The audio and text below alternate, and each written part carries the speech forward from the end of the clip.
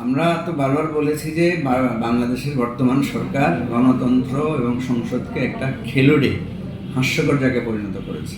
Barrister সুমনের কথা যেটা বলেছেন, সুমন বেসিক্যালি যুবলীগের নেতা, এবং তারা যে এবারে ডামি সংসদটা তৈরি করেছে সেখানে তো প্রধানমন্ত্রী নিজেই বলেছেন যে ডামি প্রার্থী। সুমন তো হচ্ছে অ্যাকচুয়ালি ডামি প্রার্থী হিসেবে ইলেকশন করেছে, এবং সেখানে তার যেহেতু একটু সোশ্যাল অ্যাকসেপ্টেন্স ছিল, সে কিছু সোশ্যাল ওয়ার্ক করেছে, ফুটবল খেলা নিয়ে তার এক ধরনের জনপ্রিয়তা সে তৈরি করেছে, এবং নানা ধরনের কথা বলে সে এক ধরনের তরুণ সমাজের মধ্যে একটা জনপ্রিয়তার মতো তৈরি করতে পেরেছে। তো সেটাকে পুঁজি করে সে পার্লামেন্ট মেম্বার হয়েছে। এটা তো একটা ডামি পার্লামেন্ট, এবং এই পার্লামেন্টের অংশ হয়ে সুমন, ব্যারিস্টার সুমন বেসিক্যালি এটা বুঝিয়েছে যে সে ফেসিবাদের অন্য রকমের একটা দাবার গুটি।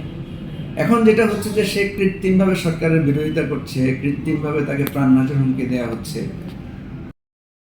লোকেরা তো একে অপরকে ভারতে নিয়ে কুটি কুটি করে কেটে ড্রেনে ভাসিয়ে দিয়েছে।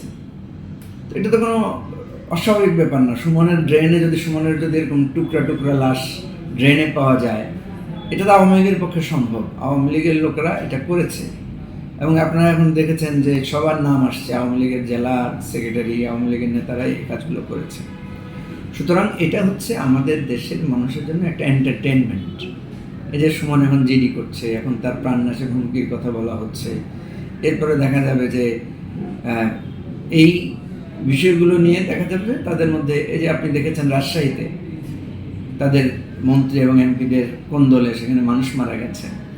তো এটা আমি মনে করি মানুষের দৃষ্টিকে ফেরানোর জন্য, এবং আমরা যারা সরকার বিরোধী আন্দোলন করছি তারা যাতে কিছুক্ষণ মনে মজা পায় যে না এখন তো তারা লেগেছে, সুতরাং আমরা একটু দেখি। এটা হচ্ছে আওয়ামী লীগের একটা সাজানো বিষয়, এবং ব্যারিস্টার সুমনকে আমি এই সাজানো সরকারের, ডামি সরকারের পাপেট ছাড়া আর কিছু মনে করি না। নানা ধরনের পাপেট থাকে না, একটা লাল, নীল, হলুদ, তো সুমন হচ্ছে এক ধরনের হলুদ পাপেট।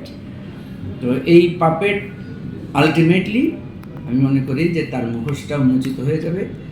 আর যদি এই ক্রনোলজি চলতে থাকে তাহলে হয়তো দেখা যাবে যে কোথাও আবার টুকরা টুকরা হয়ে পড়ে যাচ্ছে। এটাই ঘটনা ঘটতে পারে। আওয়ামী লীগের মানে শত্রু হবে, এটাই তার অনিবার্য পরিণতি। এটা ব্যাপার হচ্ছে যে কে হুমকি দিয়েছে শনাক্ত করতে পারছে না। আপনার এই যে কে হুমকি দিচ্ছে সেটা তো একটা রহস্যজনক। আদৌ হুমকি দিয়েছে কিনা, আদৌ এটা একটা তৈরি করা জিনিস কিনা। কারণ আমরা তো আমাদের রাষ্ট্রে বহু ধরনের বানোয়ার জিনিস দেখেছি, তাই না? আপনার বলা হয়েছে অমুক জায়গায় ঘটনাটা এরা করেছে, কিন্তু আরেকজনকে দিয়ে ঘটনা ঘটানো হয়েছে। তো আপনি দেখেন নাই যে যে আনার হত্যার নানা রকমের কাহিনী বলা হয়েছে। প্রথমে বলা হচ্ছে যে আনাদের লাশ পাওয়া গেছে, পরে এখন শোনা যাচ্ছে যে লাশই পাওয়া যাচ্ছে না।